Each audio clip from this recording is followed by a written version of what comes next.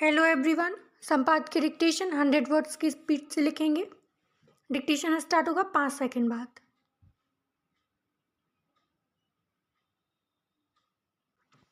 सर्वोच्च न्यायालय ने नागरिकता अधिनियम के अनुच्छेद 6A की संवैधानिकता को बरकरार रखकर सही फैसला लिया है।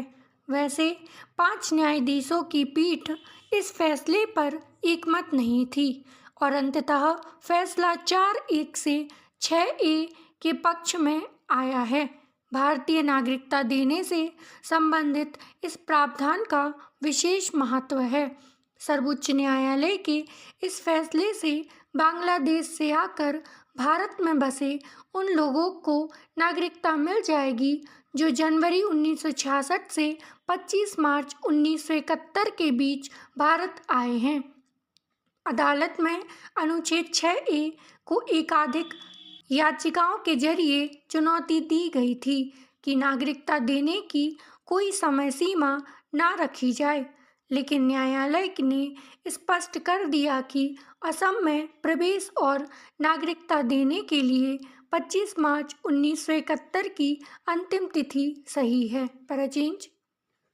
भारत के प्रधान न्यायाधीश धनंजय वाई चंद्रचूड़ और न्यायमूर्ति सूर्यकांत, न्यायमूर्ति MM सुंदरेश और न्यायमूर्ति मनोज मिश्रा का बहुमत का फैसला इस बात पर सर्वसम्मत था कि साल 1985 में संसद द्वारा बनाया गया कानून एक विधायी समाधान है जिसे संसद ने प्रभावी बनाया है।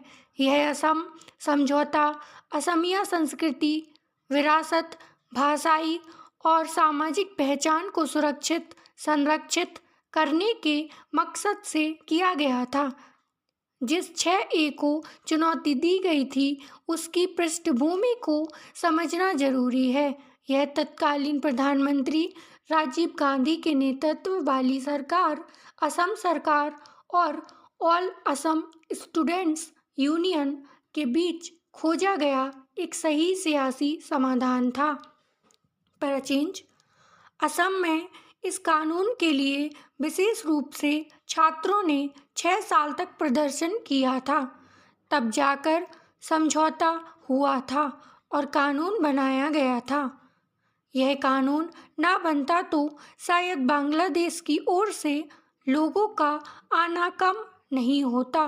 वैसे एक पहलू यह भी है कि कानून बनने के बावजूद बांग्लादेश से लोगों का आना रुका नहीं है और इसी आधार पर एक न्यायाधीश बहुमत के फैसले से असहमत हैं।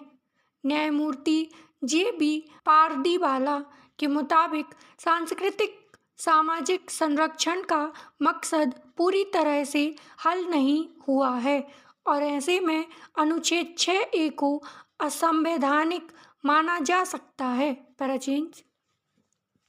हालांकि यह एक बहुत गंभीर सवाल है कि साल 1971 के बाद असम या भारत में आए लोगों को भी अगर स्वीकार कर लिया जाए तो क्या होगा। ऐसी ढिलाई या उदारता अन्य लोगों को भी भारत आने के लिए उकसाएगी। अतः संस्कृति और आबादी के ढांचे को बचाने के लिए कड़े कानून की ज़रूरत से इनकार नहीं किया जा सकता। आज लोगों का एक से दूसरे देश में अवैध पलायन और उसके बाद नागरिकता के सवाल पर भारत ही नहीं हर एक देश का चिंतित होना स्वाभाविक है। सबको अपने हित में कानून बनाने व लागू करने का हक है। पैराचेंज। यह अच्छी बात है कि हमारी अदालतों को भी चिंता है कि भारतीय राज्य का चरित्र नहीं बदलना चाहिए। बाहर से आने वाली कोई भी संस्कृति स्थानीय बसावट को मुश्किल में डालती है।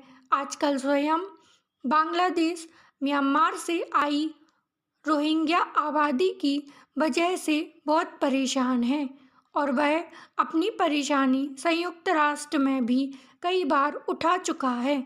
ध्यान देने की बात है कि मुस्लिम राष्ट्र बांग्लादेश में भी मुस्लिम रोहिंग्या को शरण देने में समस्या हो रही है और वह अपनी अर्थव्यवस्था व सामाजिकता के बारे में सोच रहा है। भारत को धर्म के आधार पर नहीं बल्कि अपने व्यापक सामाजिक आर्थिक हित के आधार पर ही सोचना चाहिए और तभी किसी को नागरिकता देनी चाहिए। आई होप डिक्टेशन आप सभी ने लिख लिया होगा।